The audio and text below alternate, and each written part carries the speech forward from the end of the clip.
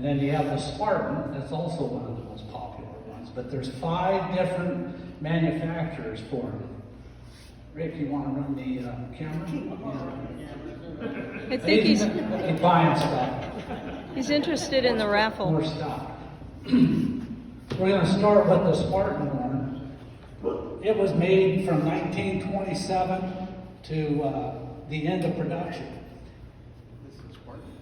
That is a Spartan. And it is the one magazine out of the Restorer I read said it was the only one with a nameplate on it. But in our research, we found a second horn. It was an early Ames that in 1927 that also had a nameplate on it. But This is an Ames. is that an Ames? No, it's a Stuart Warner. There it is. Oh, I'm sorry, Stuart Warner. It's hard to see. We need more light. You can't see it. And after we go through the horns, we have different covers. He'll show you some pictures Anyway. for different years and things like that. Stuart Warner. Where are you? You're right there. Depending on the year, it depends on what cover they use on the back of it. Then the second one we have is the EA Laboratories. We have an early one and a later one. That's the early one over there. This is the early one right here. You can see the cover is bumped out here on the edge. They started in 1927 and went till December of 1929. Or I'm sorry, 27 to January of 1930. They did not do a full run production. And then we have the. And this is the later one. Is that the later one? All right.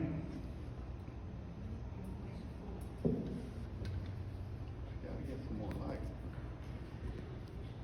There, see. Model FM EA Laboratories. Brooklyn, New York, USA. All right. Then we have, next we're going to go to the Ames. That was the third manufacturer. They went from 1927 to January of 30 also. This one's really hard to see. We have an Ames insignia right here. This is a reproduction horn that we're here, but that's the Ames The insignia. Ames has got a diamond shape. Diamond shape for the Ames. And they stamp not only the horn, but also the motor assembly. And can you see that one, Rick? Not really. Just barely. Yeah, there. Need a flashlight. Yeah. All right. Then our number 4, there's a flashlight, is the GMI, General Industries Manufacturing. They went from June of 28 to the end of production. So there's quite a few of those out there also.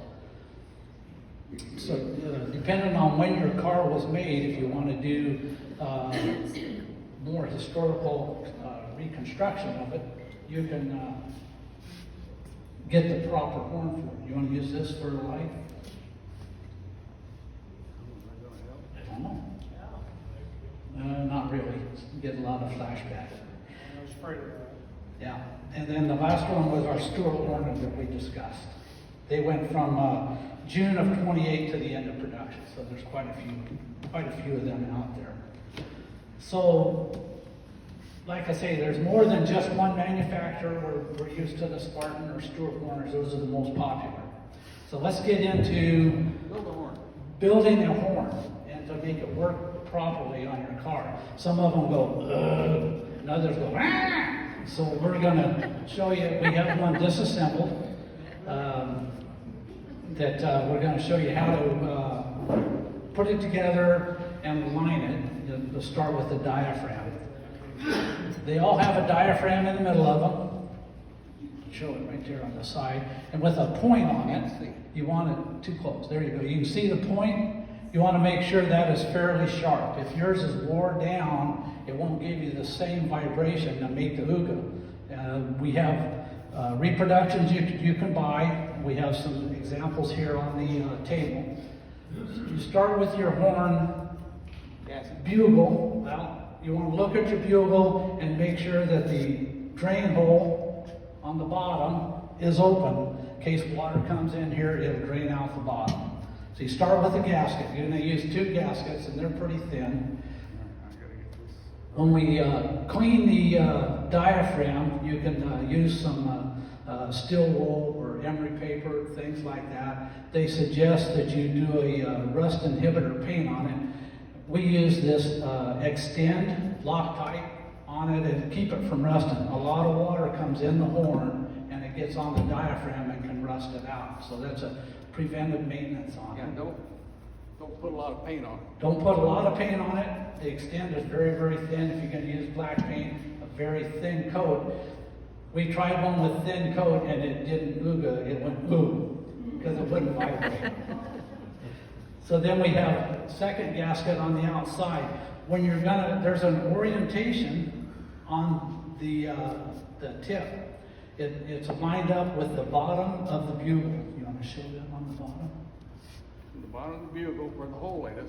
Where the hole is, and then you put that diaphragm tip in line with it. If you turn it off to the side, then it won't vibrate properly. So you can get the orientation wrong, do everything right, then it won't sound good. There's a waffle plate on here that hits that little diaphragm plate. Can we do that like Yeah, you can do that like that. That's what makes the ooga. As the motor is spinning, that is hitting this diaphragm and making it go up and down. When your motor first starts, that's a ooh, and then it spins faster, ooh, and then when it slows down, when you let it off the button, go. That's the sound made by that. So we have screws and they have square backs on them. They go in from one side. Rick's going to assemble it here while he's assembling that. Dan Falk wrote a really nice article on the Spartan horn. And if you get in the Mofco website, you can get into the restores and look at old editions. Year 2009, volume 47, issue 5, page 1. He has a 4-page article just on the Spartan horn.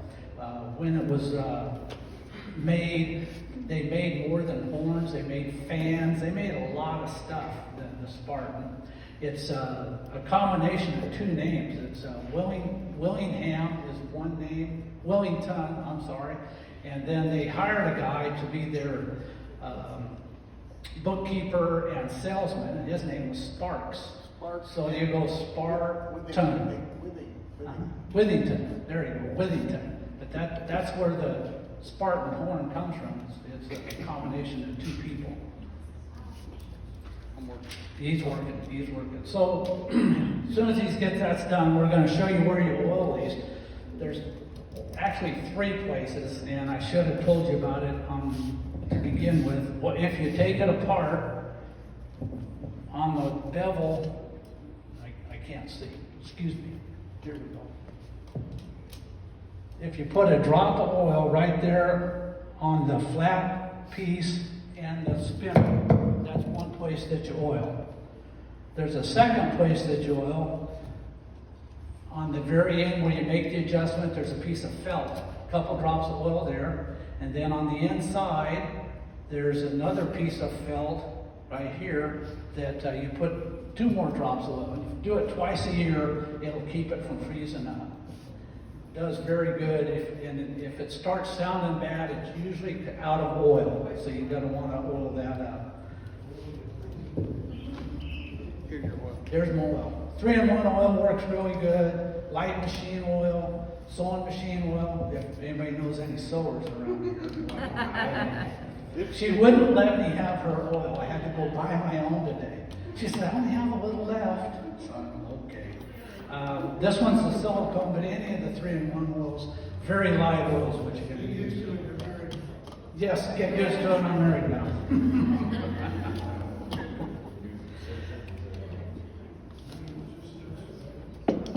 The armature needs some cleaning every now and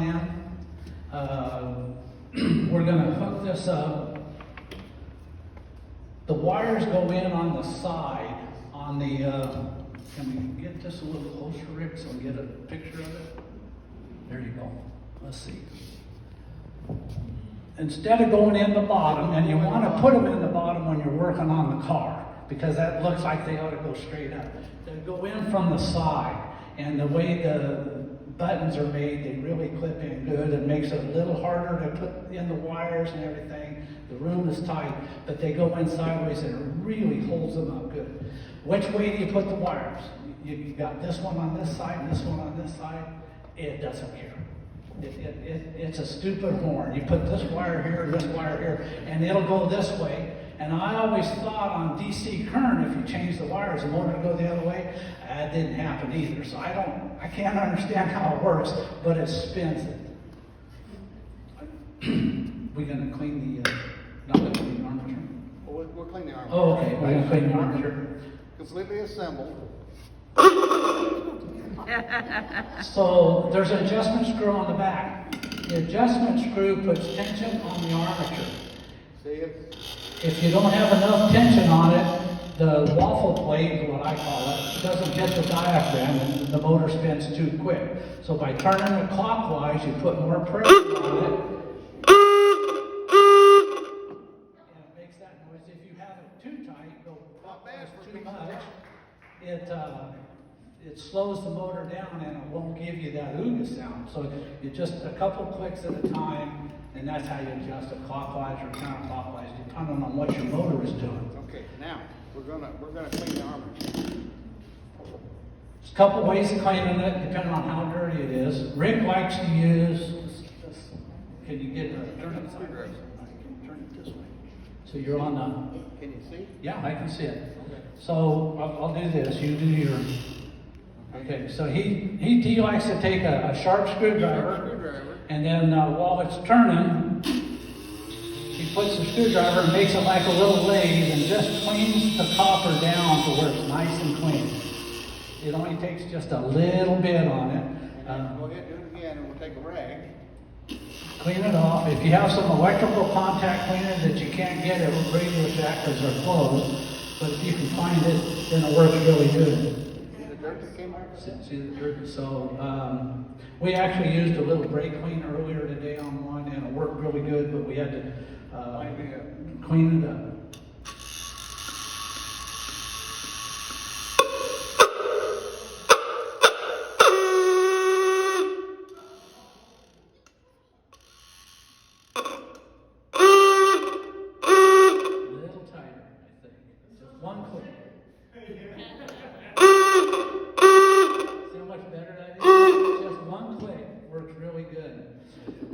They suggest that you use wood, and that's why we brought the toothpicks.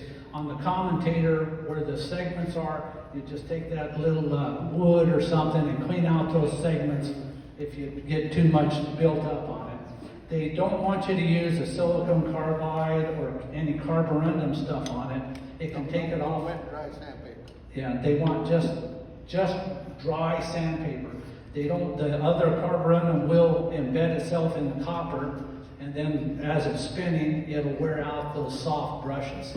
So that's a little care and cleaning on it. Okay, you want to talk about orientation? Or depending on what horn you have, the orientation of the brushes, and we have a couple of examples. Which model you have there, Rick? This is GMI. GMI. Go ahead and show them in the camera. If you see, they have a orientation of the brushes. Now turn it sideways. There you go. Framework. And the brushes are perpendicular. Ooh, where'd that word come from? Bought that for 25 cents earlier today. Yeah. Now this one has got the framework, but the brushes are inside the framework. Just different manufacturers and how they did it. You can't tell it unless you pull off your cover. Ames and Stuart Warner and GMI and EA Laboratories are all like this. No, GMI is the only one like this. GMI is the only one that's like that.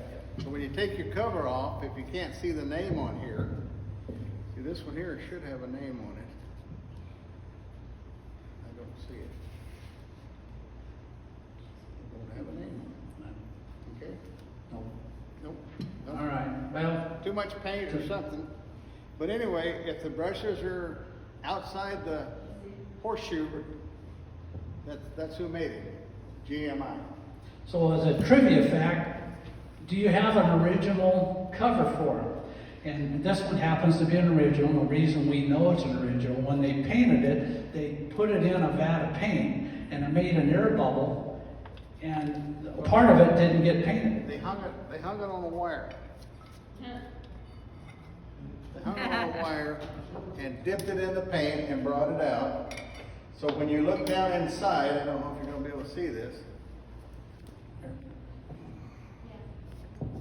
See the unpainted area? The unpainted area, that is an original cover, and so It's never been messed don't with. paint that. If you want your car to look good, Eddie, don't paint that. But that's one that hasn't been painted, and the rest of them are yuck. Well, that's an original too. Now this one's a repop. See, there's no paint. So we have a couple of examples of Spartan covers, and you know, no demonstration is good without a little bit of magic. So we got one more little magic. We got our magic box. So we got whoop, whoop. So most of the times your horns come like this. Sometimes you can buy them out in the swap meets. This is what they look like. So we got our magic box here, you know, and usually you say abracadabra. Right? So you gotta turn it around. Now we don't say abracadabra because we're not real magicians. What do we say? Vintage restorations. So you gotta take these out, and then you got the non-actual. Oh. Pretty good.